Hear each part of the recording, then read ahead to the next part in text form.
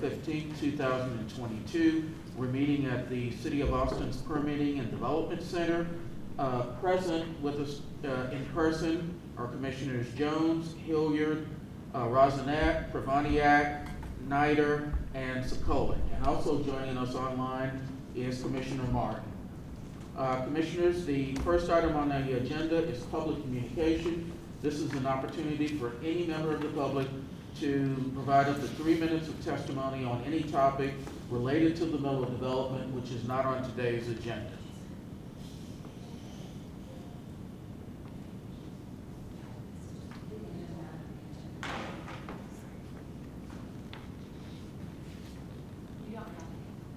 We have, is there anyone signed up online to provide public testimony? I think you signed up on the wrong one. I signed up for the wrong one. It's okay. Did you want to sign up for public? Yeah. Okay, super. I'll write Ani's name down. Okay. And Preston Tyree. And Preston. All righty. Providing their public testimony, first Ani Colt and then Preston Tyree, 3 minutes each. We actually do have a microphone up Okay. here if you'd like to utilize it.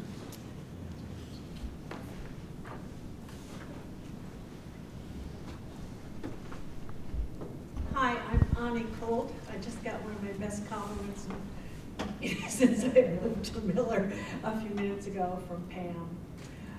And you know, I saw Pam at I'm going to speak informally today, a couple things to just let you know. I saw Pam at the opening for the new skate park. And you know how hard we've been working to build Wonderment Central. And I was very glad when she just said, you guys just have to find a developer. And we are working on that. And one of the reasons I wanted to present Wonderment Central to those who are on the commission is you never know who knows who. And this is really something, you know? Who's gonna be in the right place at the right time to say, oh, there's this group working on it. We have approached a developer. I won't go into that at the moment. So there is some discussion going on. We've also approached a nonprofit that builds place, that specializes in place, and they were kind of dreaming of having a hybrid development. So who knows, maybe in the next year. We're doing this not as individual citizens anymore.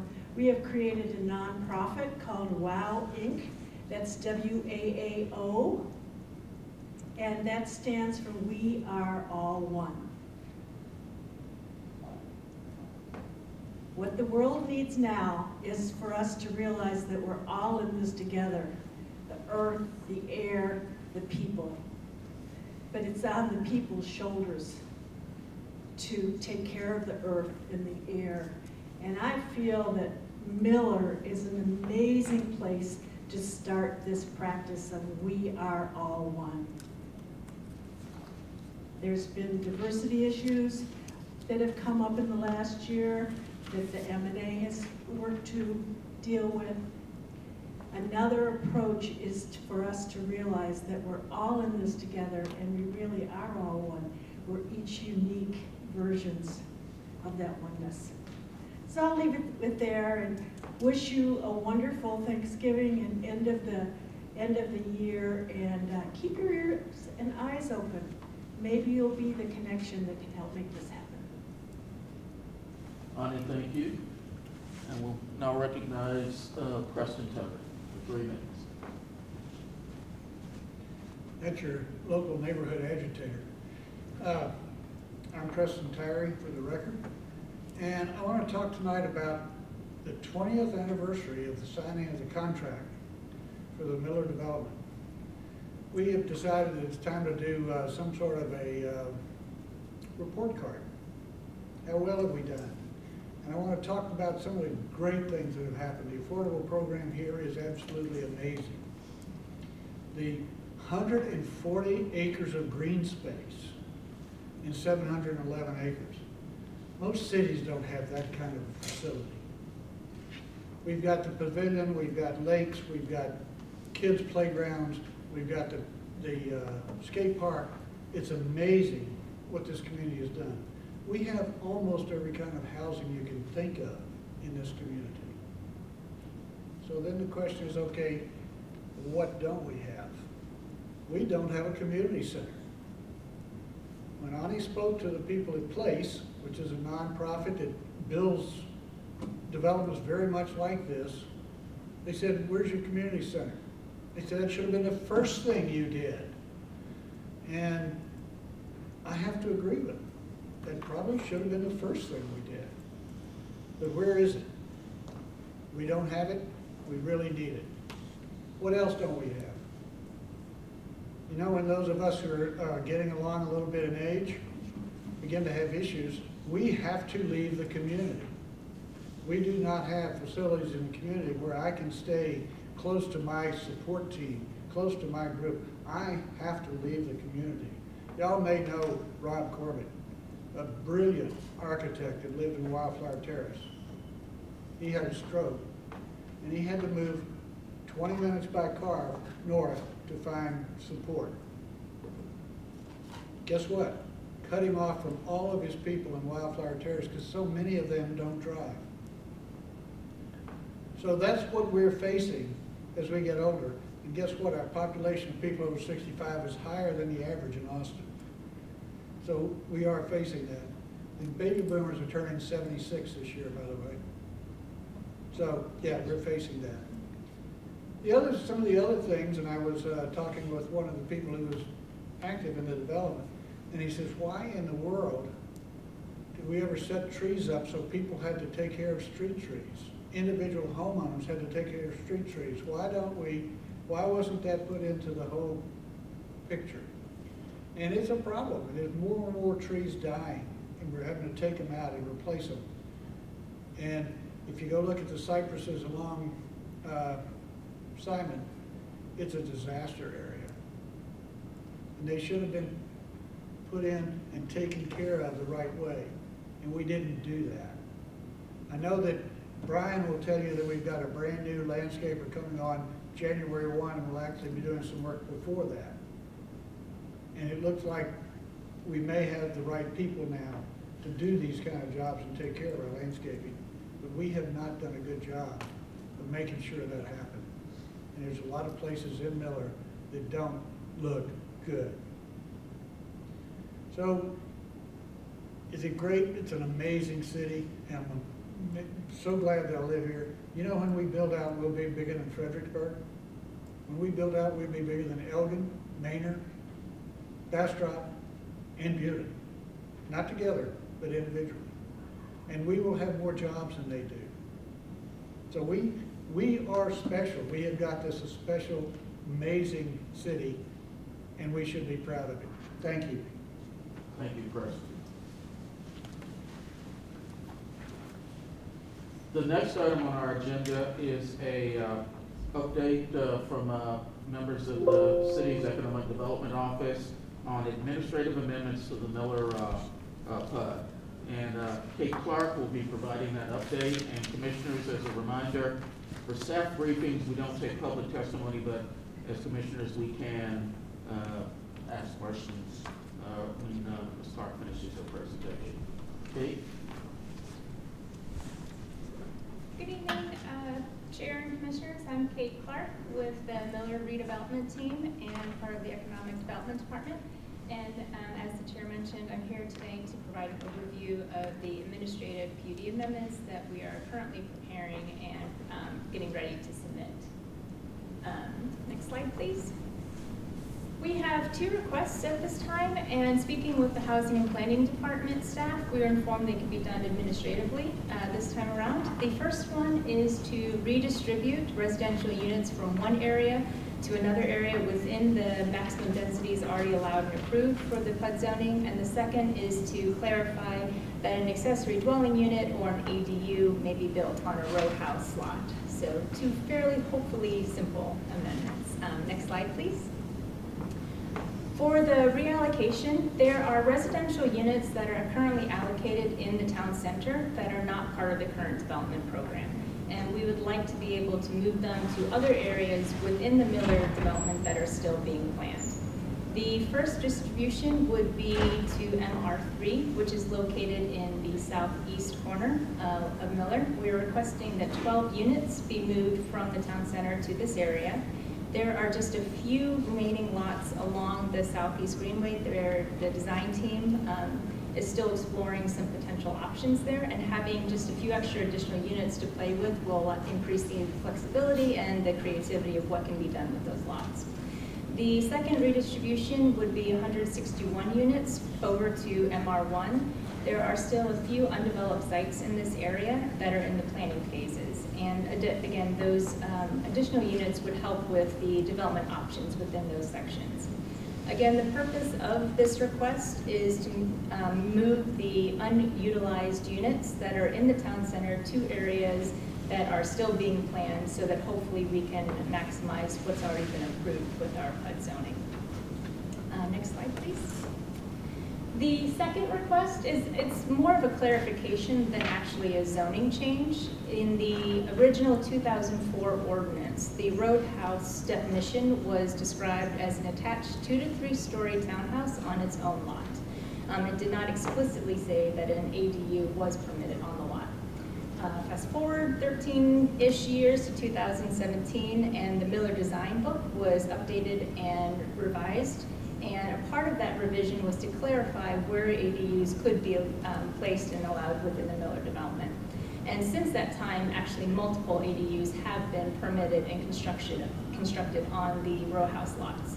However, recently there's been some confusion with city permitting staff on whether or not that's allowed within the zoning parameters. And in discussion with them, it was brought up that the original yard house definition in the original ordinance had ADU language that allowed those to be constructed over the garages. And they had mentioned that by adding that language to the row house definition, that would just clear up any of that confusion. So this amendment is not changing what's already done. It's not adding additional things. It's just clarifying that the ADUs are allowed on those lots and will make those lots conforming. Next slide, please. So just last steps. Currently, the Miller design team is working on the PUD amendment application and the exhibits, and we're pulling that together, and we're hoping to have that completed in the next couple weeks. Once it is, we will submit it to the city for review. Once the application is submitted, then a notice of filing will be sent out to everybody within the PUD boundary, which is the Miller community boundary, as well as 500 feet outside of that boundary. We've been told by staff right now that the administrative amendments are taking between 3 to 6 months for the departmental reviews and the approval process. Once approved, the notice of approval will be sent out to the same people that received the notice of filing. So that concludes the staff briefing, and I'm available for any questions. Commissioners, questions for Kate? Yes, Dave. On the redistribution of units, what's the total number of units that we're giving them? Look at my notes. Sorry.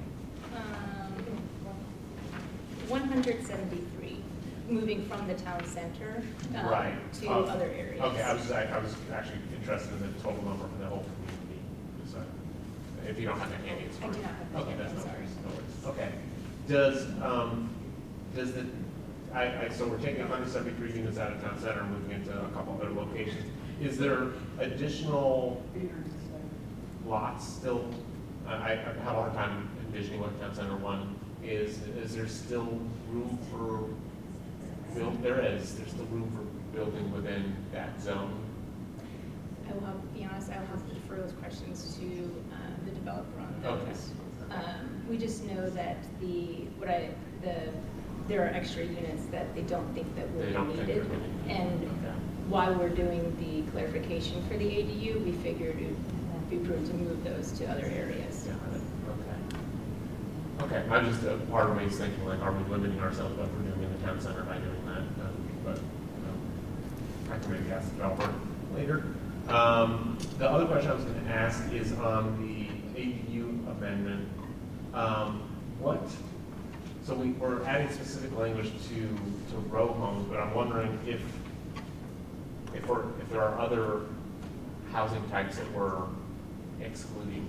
Like, is there a reason to exclude other housing? Like, is there a reason not to allow, there may be other limitations that prevent you from doing ADUs elsewhere, but I'm just wondering if maybe there could be, maybe there could be a bigger tent for what's allowed in terms of where ADUs could go, because I don't know how many different housing types there are. I feel like there's 10, I don't know, 8. But one of the Right. reasons why specifically it was discussed to add to the row house is Yeah. because within the Miller ordinance, we describe row houses and yard houses. Okay. And we don't go into describing all of the different types Okay. of housing products that there are in Miller. Okay, so is a row house everything that's not a yard home? Yeah. Well, for our definition, it is an attached 2 to 3 story townhouse. And so Miller House would be different than a row house, although because of that product type, it's very unlikely that you would have an ADU attached behind because it's one unit itself. Right. Okay. But like I'm trying to think of the other product types, but if it's basically you have your detached housing Right. that is allowed in ADU, and we Yeah. have the attached housing that is allowed, but there was just confusion with the residential review permitting process Right, on right. interpretation. The reason I'm asking is just trying to make sure that we're not somehow excluding something else that could be included if we're gonna make the change, like, just make sure the tent's big enough to include, the other types. There's courtyard, row, there's all sorts of different ones, and I just wanna make sure that they fit within the, what's being proposed. Right. Yes, Rick? Yeah, follow up with that a little bit. The garden court is the only other thing that I can think of that would have land ownership, and it's not mentioned. But it's a single. Oh, okay, so it's already included. Okay. And then to follow up too on your question about taking the housing out of, potential housing out of the town center. We did the same thing years ago on EC1.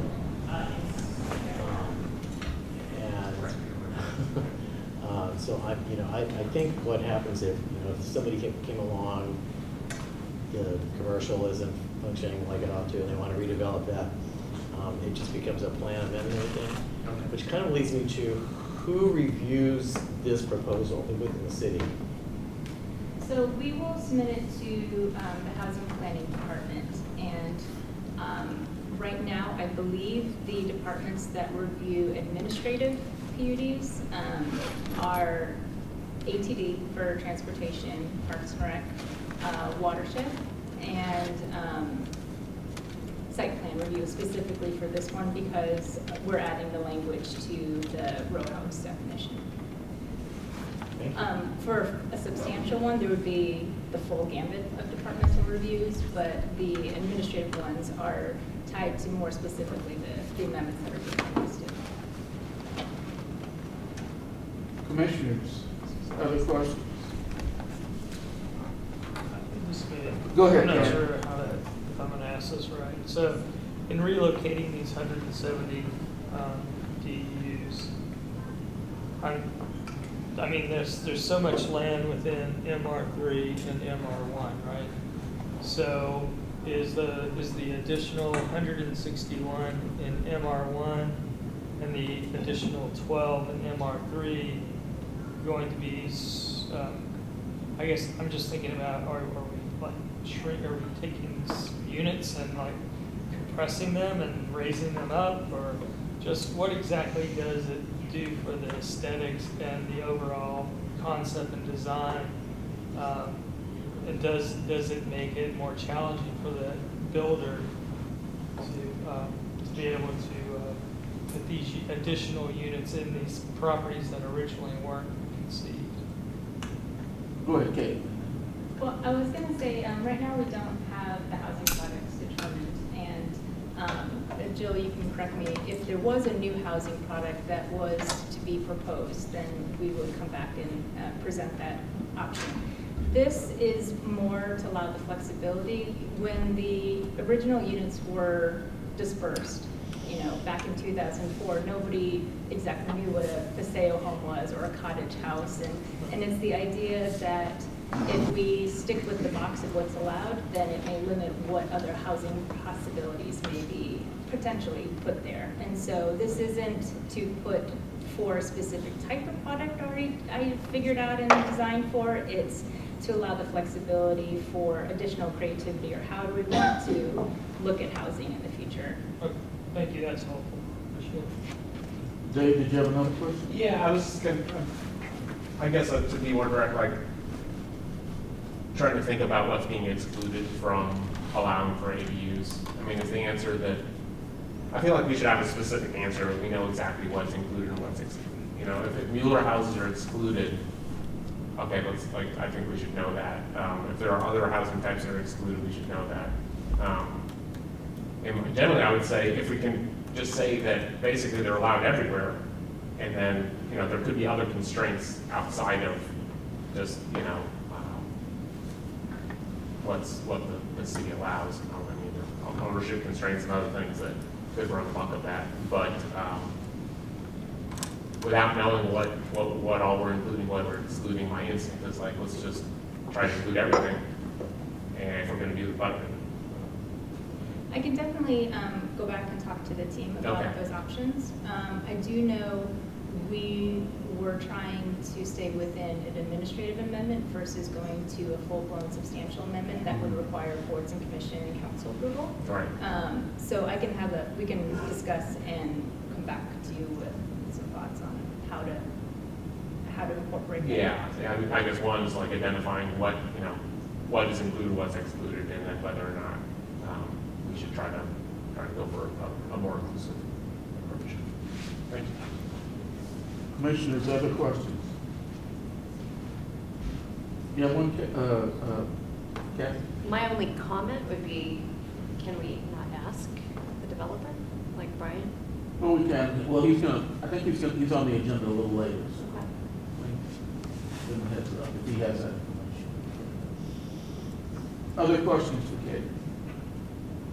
Kate, just a couple of small questions. One, do we have any information about how many row houses have already built one of these accessory dwelling units yet? Because you mentioned we thought it was sort of allowed, but this is just to kind of clarify that it is. So. I don't know the number off the top of my head. I know it's not an abundant amount. I can definitely look into that and follow up with Jill and Matt to provide an answer. No, that'd be great. I just was curious. It's some. It's, you know, I'm afraid to put a number to anything on the record, but I know it's not lots, but there are definitely units that are out there that more than a few. Okay. And I think you already explained it, but I just wanted to make sure we were clear that reallocating these units does not increase the overall density of, the number of housing units. It stays the same, they're just in different places. And also, if I understood correctly from the comment the vice chair made, is that years from now, if for some reason there was an opportunity to reallocate units further, obviously the project will be over, but they could still be reallocated back to EC1 if there was a different type of structure there, if it shifted from more commercial to something else. Yes, the staff at the housing plan department like to call this moving the furniture in the house, meaning you're not buying anything new, you're just kind of moving it around in the rooms. And then in the future, after everybody, the project has wrapped up, then the property owners or the developers at the time would be able to come back and ask for a PUD amendment for their property.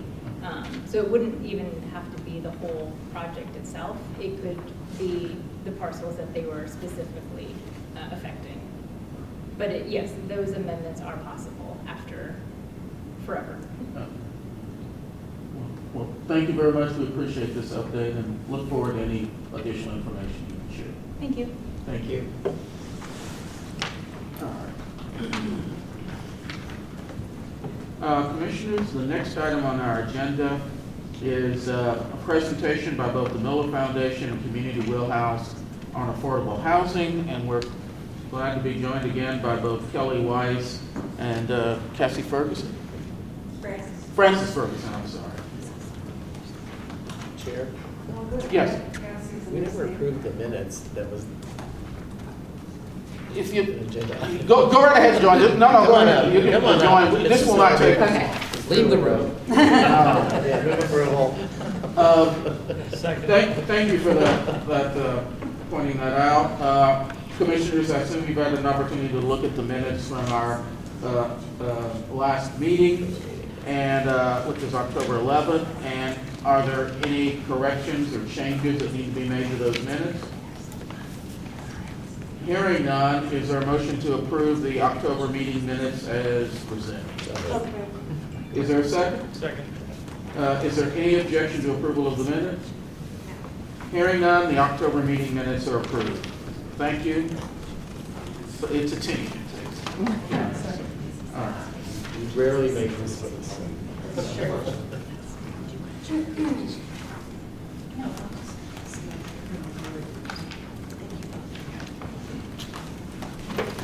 Hello, Commissioners. It's good to see everyone.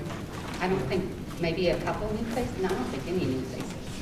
I'm Kelly Weiss. I am with Community Wheelhouse, and it's good to be here this evening. Here to talk about affordable housing at Miller and talk about what a huge success it's been.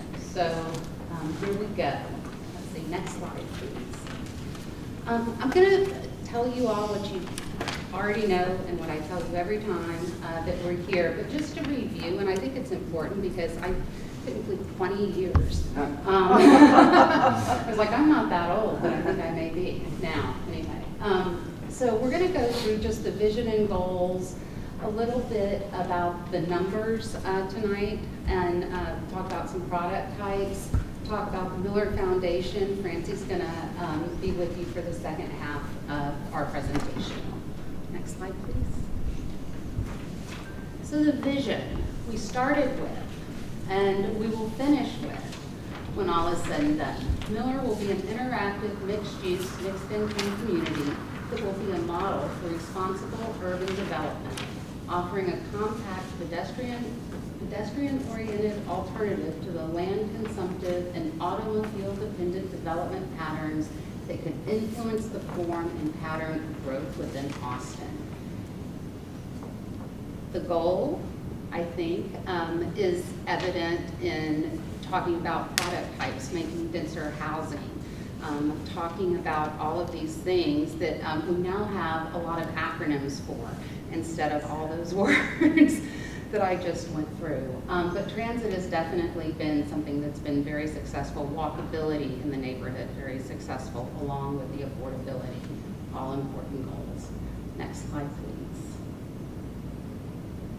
So a little bit about the background of the program, just to review.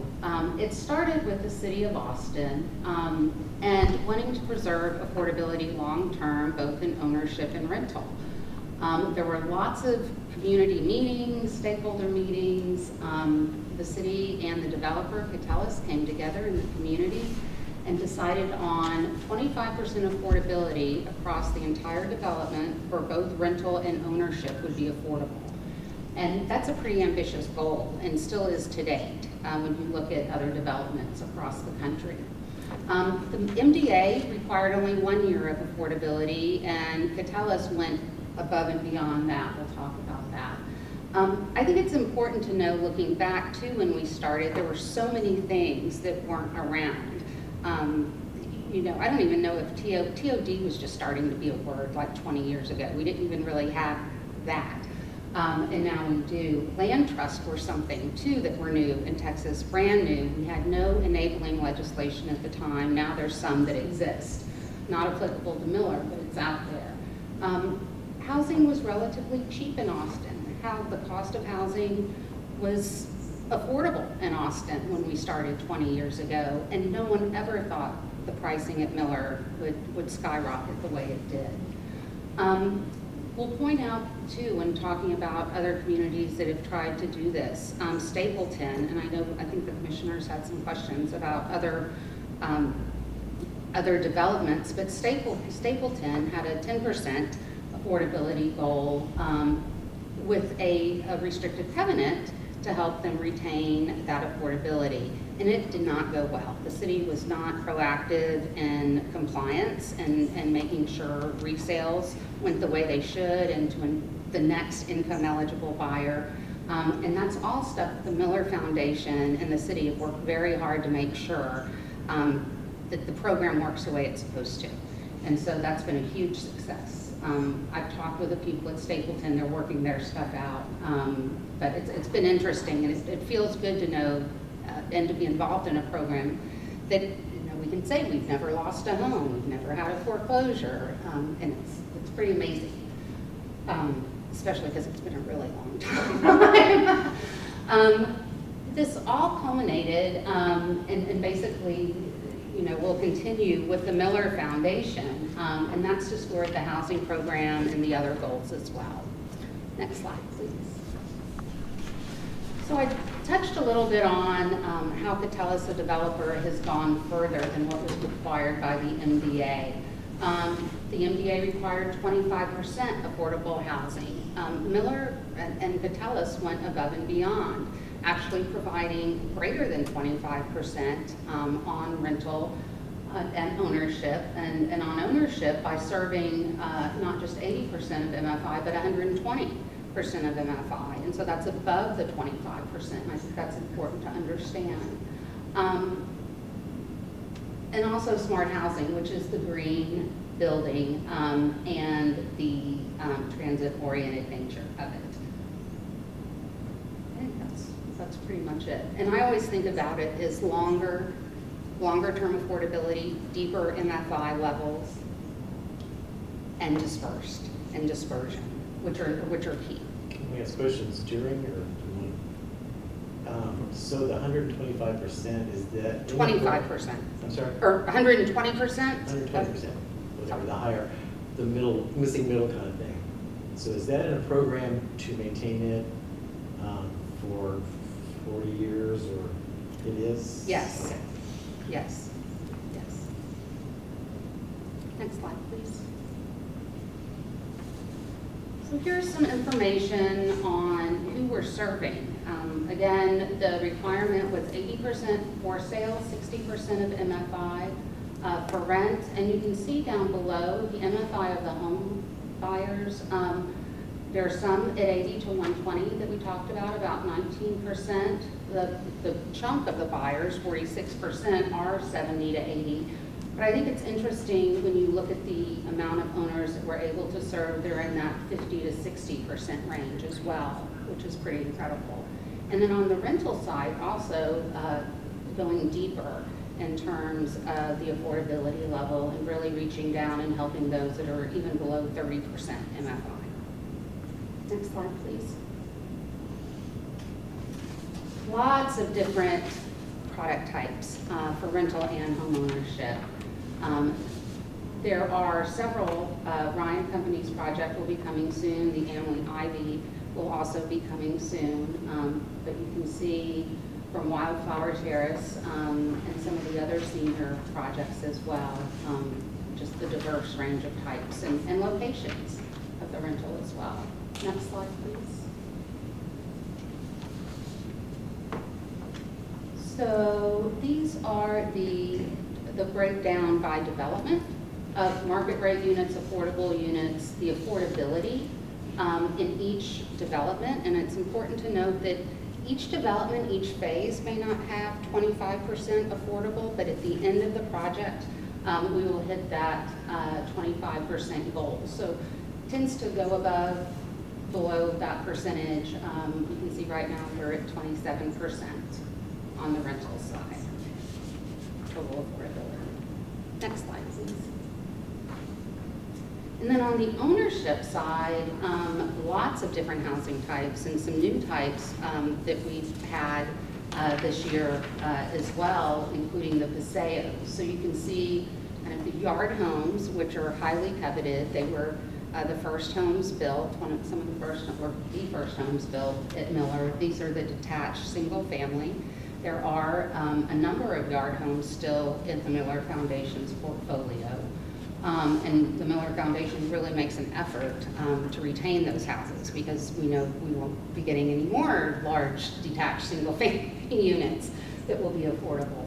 But the condos provide an alternative to that, which has been really great. And we see a strong demand for housing, for all types of housing, and again, for all types of people.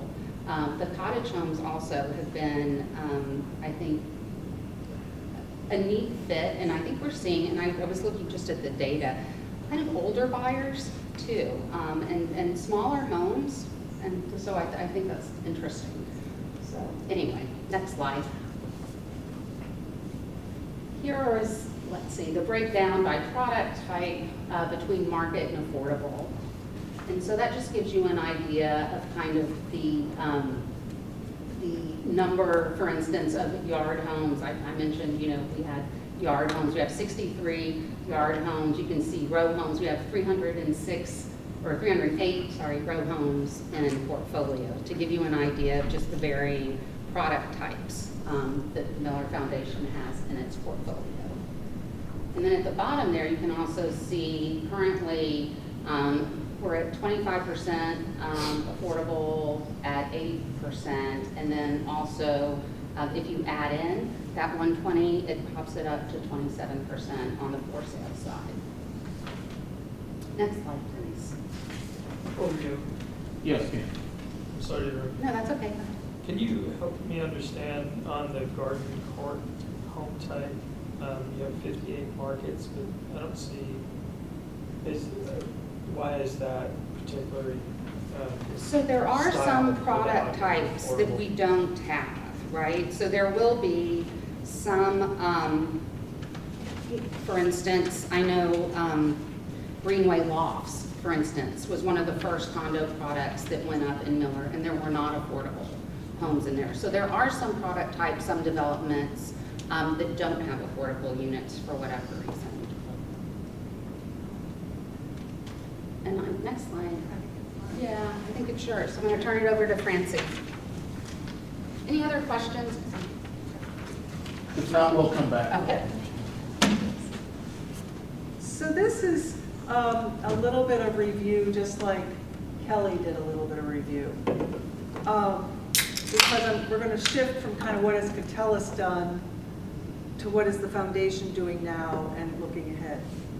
But, so going back in time, this kind of captures what we've been about in terms of trying to create this thing that didn't exist. Austin didn't have this capacity. We were building a handful of homes. The city was building a handful. Habitat was building a handful. Nobody in Texas was operating something at this scale. And nobody was intermingling housing. It's not the way Fannie Mae financed housing, FHA. Nobody was building housing this way. So there was a lot of convincing to do. So not only, I forget what that slide said about being a model, not only was it a model about green and all kinds of stuff, it was also a model, and has been a model, for what Austin could do with its affordable housing policies. So you go back to the beginning, and this was the stage at which I was a consultant and Kelly was at the city. And so we did this summit for the builders and for the community to look at how you intersperse. And we brought in some folks who had been doing cutting edge work, some of which had come up with Hope 6 when the big public housing projects were being redeveloped as mixed income. And so that the developers could understand that this has been done, this has worked. And keep in mind, at that point, it was still not known whether we could figure out a way to do it for more than a year on homeownership. So then you drop down on this little chart, 2006, 2007. There was a lot of design work going on, and by design I don't just mean building designs, I mean legal design. We were working with Kelly, who was still at the city. We were getting these the second lien construct and deed of trust and purchase option and right of first refusal documents finalized. And we had actually, with the help of Stapleton, the first builder, who was David Weekly Homes, had realized that having those deed restrictions would avoid cannibalization of their sales, right? They build up they build these, they sell these. Well, if you're an affordable buyer and you can sell them in a year, well, now I'm selling my home a year or two later, and meanwhile, David Weekly Homes or whoever is building more homes.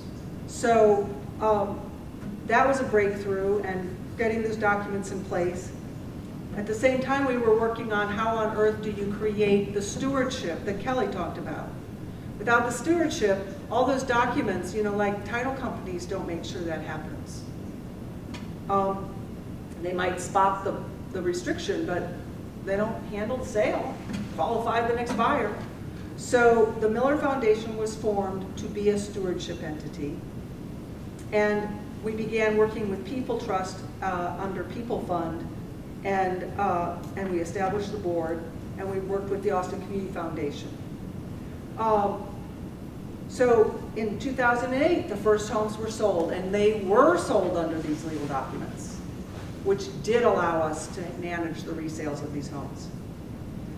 And by 2008, first of all, there was a housing crash, you may recall.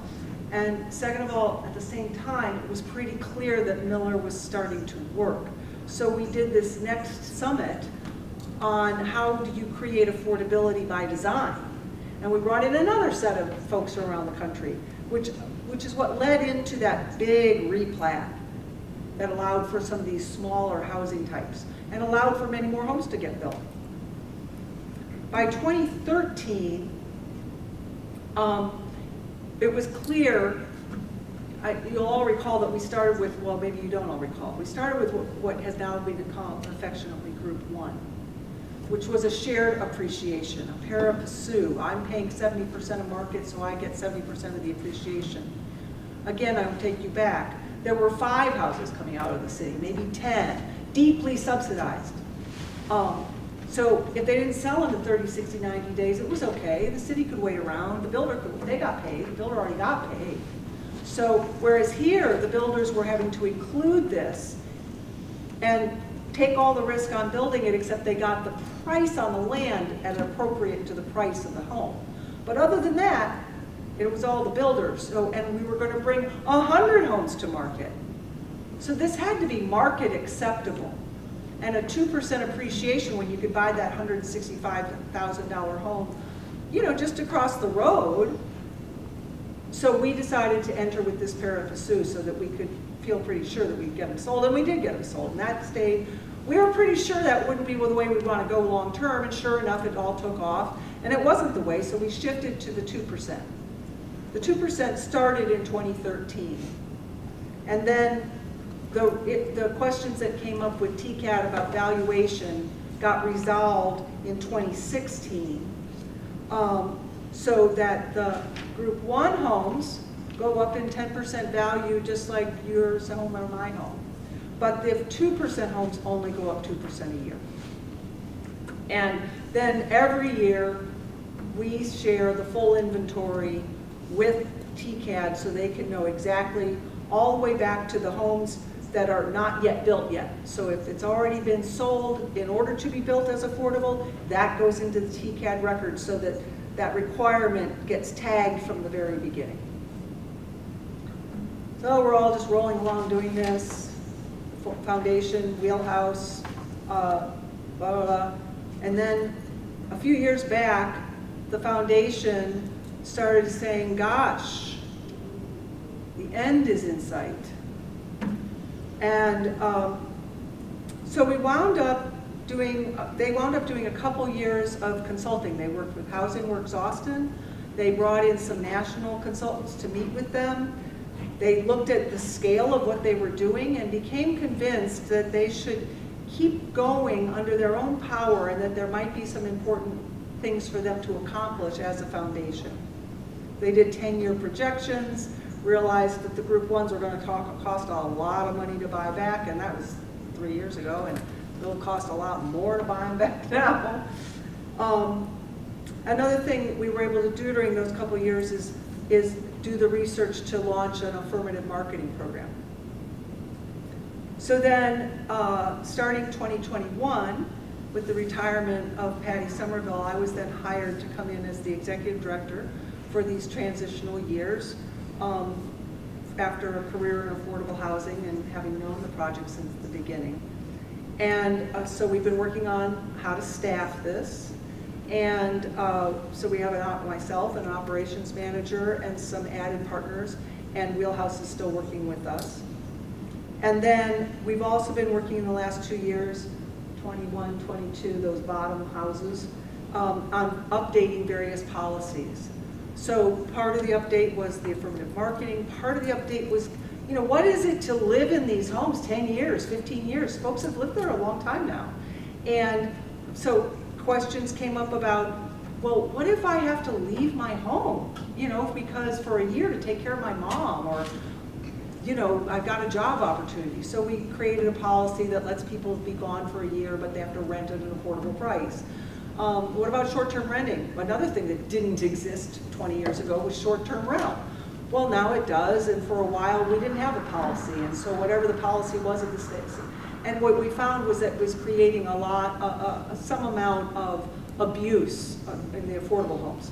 So we listened to people and thought, but you know, you do want your home to be you know, a place that can help you build wealth or help in other ways, and you can rent your home, so why can't I rent my home? So we decided that given that you have to live in your home as a primary residence for you to own an affordable home, and when it's no longer your primary residence, time for you to sell, we set it at 45 days. You can rent it short-term for 45 days, you have to share them. So these kinds of policy updates. Then we also shifted, as I reported last year, to a restrictive covenant instead of a second lien. It requires less licensure. It's now become as fairly established. 20 years ago, it was not established. No one knew if it would hold. Now it is established. It's being used quite commonly. TCAD's approved it, you know. And then we're also working on now some more policies around the sustainability of the homes themselves physically. How are we going to support the ongoing capital replacements? What if someone wants to add a bedroom? That's complicated. And then we're also getting somewhat involved with kind of the challenges where you have condominium structures with high degrees, high percentages of affordability, because suddenly the business model around reserves and fees get challenged.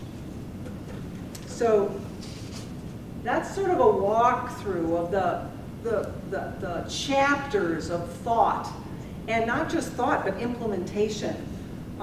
Real dollars spent on real attorneys to create real documents, and et cetera, et cetera, et cetera. So let's go on to the next slide. And this will sort of just hop you through some of what I just told you as a story, but these are the current board members, and we are currently working on recruiting 2 more board members. We're very focused on the increasing the diversity of our board. Most of these board members have been the board members from the beginning, which has created a great deal of stability, a great deal of commitment to the vision, and it's time to, you know, diversify and get rolling. The next slide, please. So I am the executive director. Phyllis Greenberg is our operations manager. We are members of the Grounded Solutions Network. We have lots of partners who help us with this work. If you have any questions about what any of them do, I'm happy to answer. It's attorneys, it's accountants, it's the home builders, it's the neighborhood association, it's DCL of Texas, it's of course Catellus and the city of Austin and Community Wheelhouse. The Community Foundation is still a partner. ProTax helps us with the tax, protecting the taxes. So on the right, you'll see the responsibilities of the foundation. And it kind of marches through the life cycle of a home: marketing and outreach, supporting the home buyers, income certification, education, stewardship of the properties and the owners, affordable resales, compliance, which includes all the documents and all the data. Lots of fun, the documents and the data. Being an informational resource to home builders, and then reporting to the foundation board and to the city. So, in terms of sustainability, next slide please, starts with revenue sources. And actually, when I was at NeighborWorks for all those years, back in 2005, with Mueller in mind and a lot of others in mind, I actually co-hosted a national symposium on how you make this stuff be sustainable as a business. So we were able to benefit from some of that. And part of it is you've got to have a revenue stream. And so the Mueller Foundation picked up one idea, I believe from Stapleton, which is the community assessment fee on every sale. But we've also built in various transaction fees, so that just like when you sell a house out in the real world, there's a transaction fee. So when you sell a house here, there's a transaction fee. If you refinance, there's a small fee. It's not a lot, but we have to check and make sure you haven't over-financed your home, et cetera. And then every once in a while, over the years, we do return a resale to market. In the early years, sometimes it was because literally there wasn't a buyer, because, as I say, the market kind of stopped there for a few years. At this point, the two reasons that generally, one is something that's about to wrap up, is that one product type got kind of oversold to affordables, and so we were rebalancing them back to 50%. So 13 of those had to get sold, and I think we got like one more to sell, maybe two. And then the main reason at this point now is because, as Kelly said, we want to try to retain those Group 1 yard homes, but they cost $200,000, $200,000, $250,000 to retain. So we can't just spend $250,000. So sometimes we'll find that one of the Group 2s, some of the Group 2s have some funny floor plans, like a bedroom on every floor, 3 floors, every floor, one for every floor. And so those are not really necessarily family friendly. And so we'll sell one of those, and that will yield some capital that we can use to buy back. So our primary expenses are the resale homes, and then just staffing and partners to run this program. As each year you've requested to see the audit's available on our website. It was another year of clean audits. So basically, to wrap up, we're now at 560 homes in the program. 595 have gone through the program, so that's the 560 that are in the program now, plus 35 that have been released over all the years of the program. So that's like 15 years. We've had 151 resales where homes were sold to another affordable buyer. And you can see all the numbers about what's resold, et cetera. I mentioned that we added this affirmative marketing a year and a half ago, and I'm really pleased with how it's working out. We're doing almost monthly information information sessions on Zoom with attendance, between from 40 to 80 per session. A lot of affirmative marketing and outreach. And then we updated the materials, and you'll see below that the results that we are able to track since that, in terms of the homes that are going under contract and closing. So then the last couple slides are again about sustainability. So these are the different aspects of the program that we are managing and looking at in terms of ensuring the sustainability of the program. So first, of course, the retention of affordability in terms of having strong legal documents that enforce are enforceable on every home. So we've already discussed that.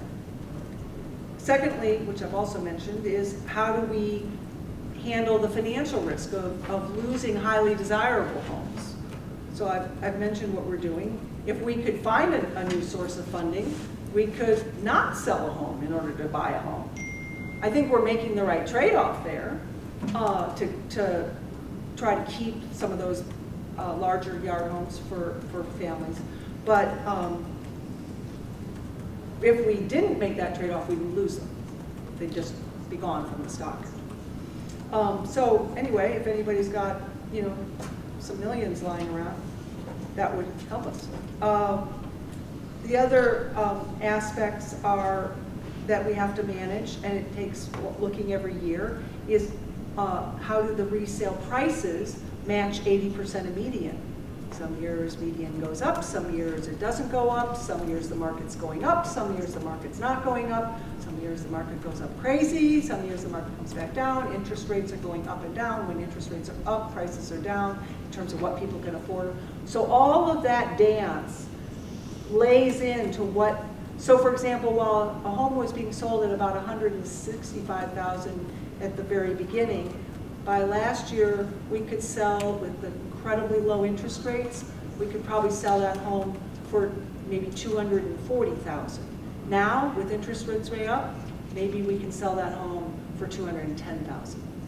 So that's a risk we have to manage in terms of buying back these homes and how to handle that.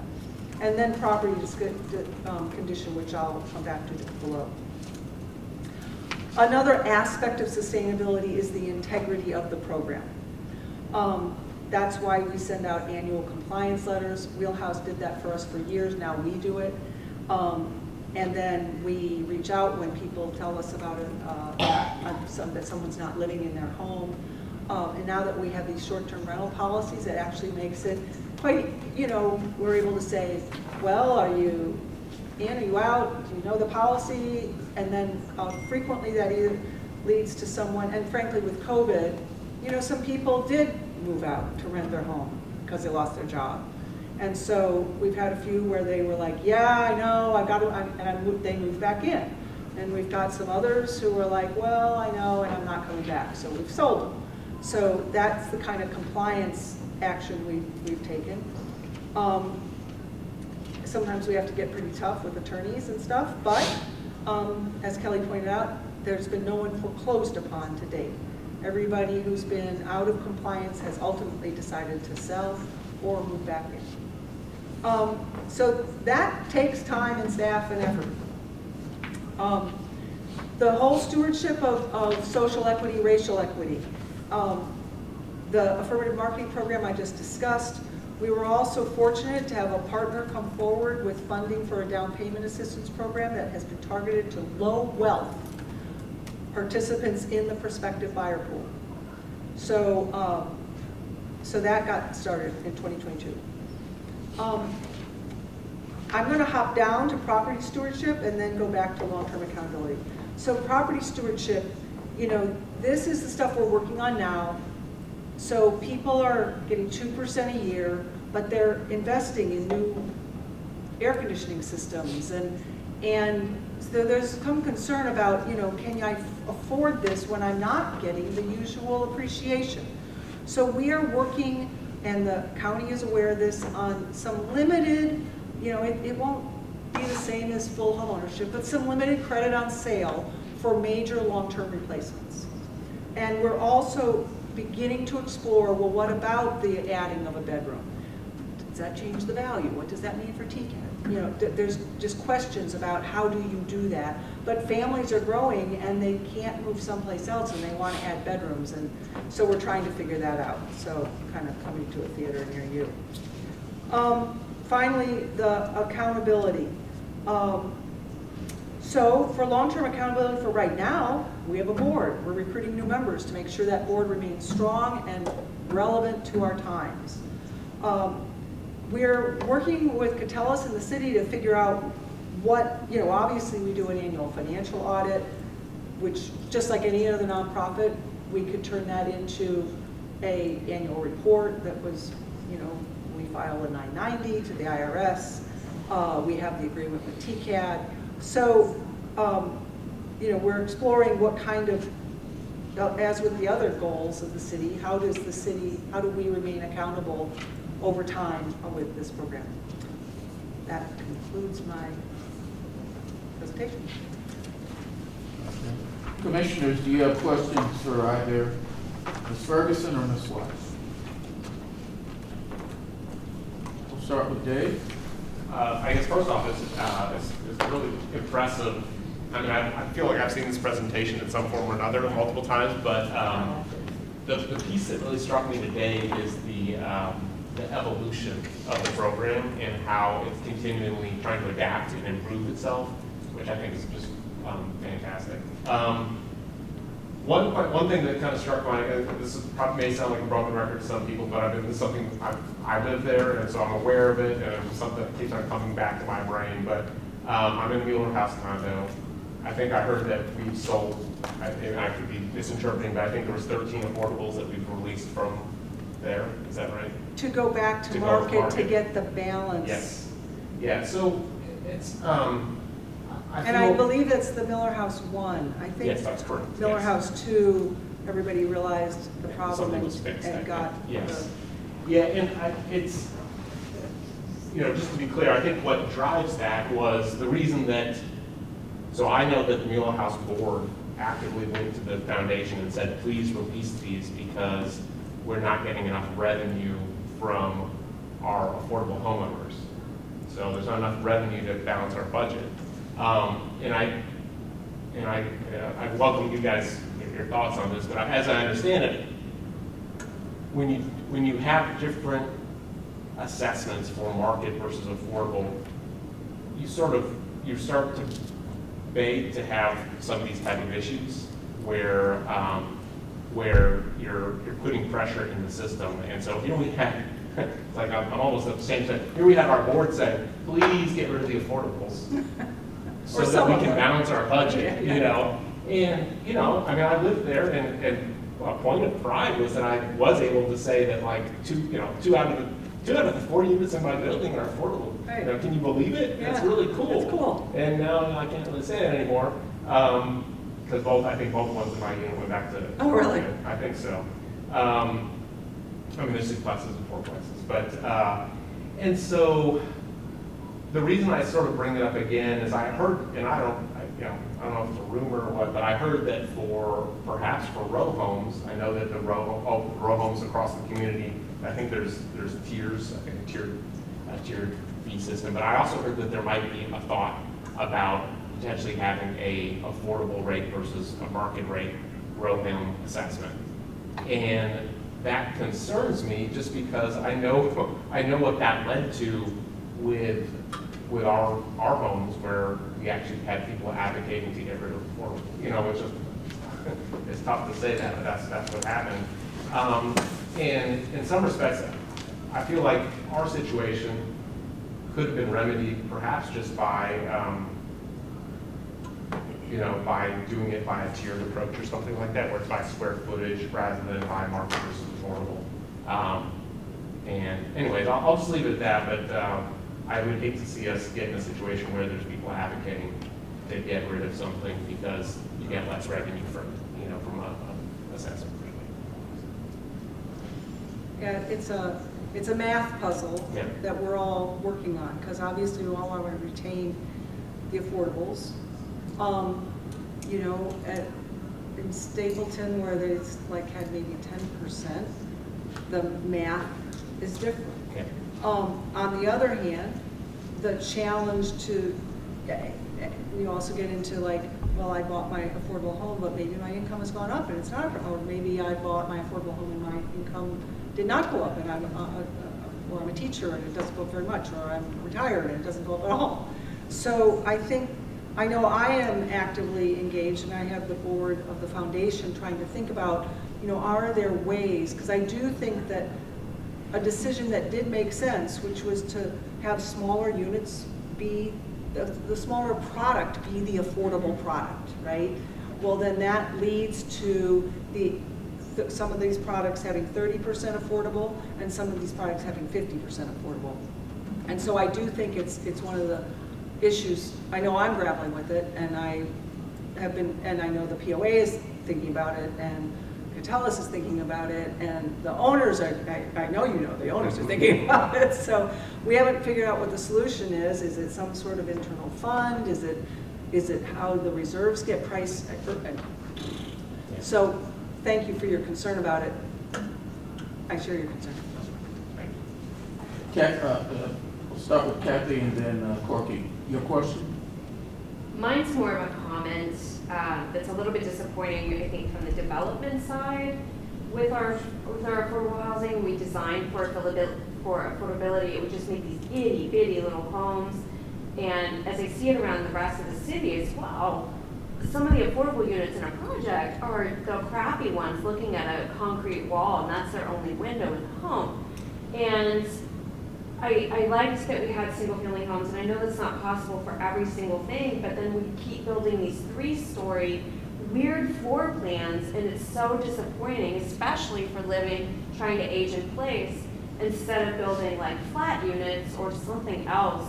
We just keep building weird, affordable units for folks, and it's just a comment for the longevity of the program, and maybe for something in the future, to have a little bit more forethought about the actual product types that are being developed, and why are so many of them just so tiny? It's such a strange kind of floor plan that's not amenable to normal or preconceived average living arrangements. That's my only comment. But otherwise, my God, we have a great program. And I really am here for y'all to try to keep this affordable, and we are going to fight alongside and figure out solutions. Thanks. Yeah. Corky, you have a question? Yeah, well, comment first. Thank you for this. This is a presentation I've learned for a long time, and I appreciate that. And as we talked earlier, my real interest in this, because it's such a crown jewel and so important for our larger community, is that affordable program has to be perfect, whatever that means. No pressure there. I'd like to talk about the board for a minute. Do you have a current resident on your board, or is there any thought about doing that? We don't have a current resident on the board, and Suzanne is. well, Susanna is a resident of the community. Yeah. I assumed you meant an affordable resident. No, I didn't. Oh, I was okay. interested because Yes. it would be, I think, helpful to have that point of view, and you have it, okay. Now I was thinking about Yep. bringing your future members. Yep. Mark, you have a question? Yeah, I'm curious about, within the affordable unit world, so many of them are not really large enough for families, actual families, which I think really need 3 bedrooms minimum. And I see a lot of them being 2 bedrooms and 1 bedroom, and you just really have made it impossible for families to actually be able to live in a space with any kind of comfort. And so I wanted to direct this idea to be much more about families in the future, because I've had a friend who was trying to look into the affordable options here, and I was shocked when she told me that there weren't any that had 3 bedrooms. Now, I imagine they do exist, but there's so few of them that they disappear rather quickly. And so I think in this environment in which we exist in Austin, a 3-bedroom place is kind of minimum for families. Yeah, it's one of the issues that we're grappling with, as I mentioned, about does the Mueller Foundation add some bedrooms? Do the residents, some residents want to add bedrooms?